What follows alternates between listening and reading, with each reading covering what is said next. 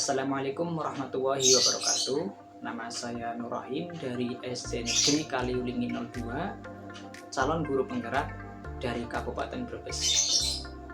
Pada kesempatan kali ini saya akan merefleksikan pemikiran Ki Hajar Dewantara tentang pendidikan, bahwa pendidikan dan pengajaran itu berbeda. Kalau pengajaran itu berkaitan dengan proses transfer ilmu yang mencakup kecakapan hidup, baik itu lahir maupun batin. Sedangkan pada pendidikan itu bersifat menyeluruh, tidak hanya kecakapan hidup, tetapi juga berkaitan dengan penanaman nilai-nilai karakter, budi pekerti yang luhur untuk menjadi insan yang berguna bagi bangsa dan negara. Kemudian pemikiran yang disampaikan oleh beliau dalam pendidikan yang sering kita kenal itu ada 3 hal, yaitu ing ngarsa sung tulodo, ing madya mangun karsa, dan tutwuri handayani.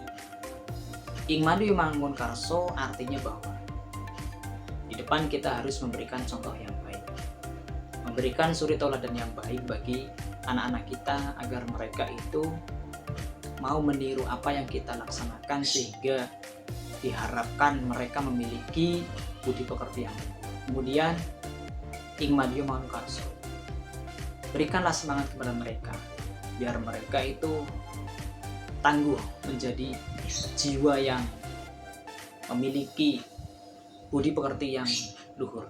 Kemudian tutwuri handayani, kita dorong mereka agar mereka itu memiliki semangat untuk menjadi orang yang lebih baik daripada sebelumnya. Kemudian apa saja yang harus kita lakukan agar pembelajaran yang kita lakukan itu berdasarkan pemikiran Ki Hajar Dewantara. Nah, ada beberapa hal.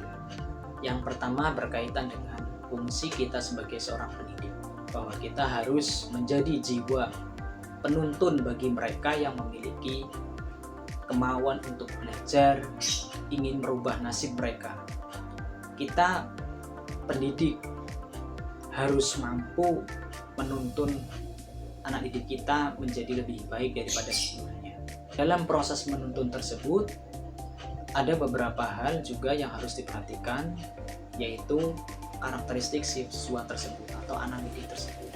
Bahwa setiap anak itu memiliki karakter yang berbeda, satu sama lain itu tidak akan sama. Nah, bagaimana yang harus kita lakukan? Berilah perbedaan perlakuan terhadap mereka, karena anak satu dengan anak yang lainnya itu akan pasti berbeda cara penanganan. Nah, berkaitan dengan itu ada 2 hal, yaitu kodrat alam dan kodrat zaman yang harus kita perhatikan juga. Kodrat alam kaitannya dengan lingkungannya, jadi lingkungan di mana anak itu tumbuh, maka berbeda pula cara penanganannya. Selain daripada itu, kodrat zaman, bahwa kodrat zaman sekarang yang termasuk atau memasuki generasi Z itu berbeda penanganan ketika kita masih kecil.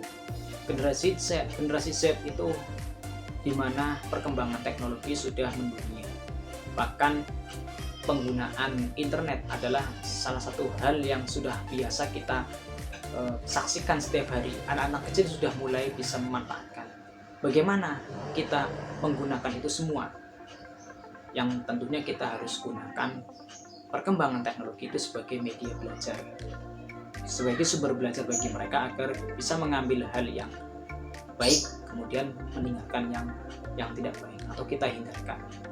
Intinya kita bisa menyaring mana yang baik, mana yang tidak baik.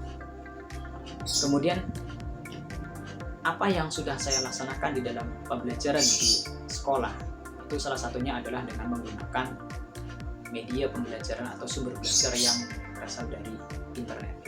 Kemudian penanaman karakter-karakter juga tetap dilaksanakan, itu kaitannya dengan untuk menumbuhkan jiwa budi pekerti yang luhur pada siswa kita. Terima kasih, semoga bermanfaat. Salam dan bahagia. Salam guru penggerak. Wassalamualaikum warahmatullahi wabarakatuh.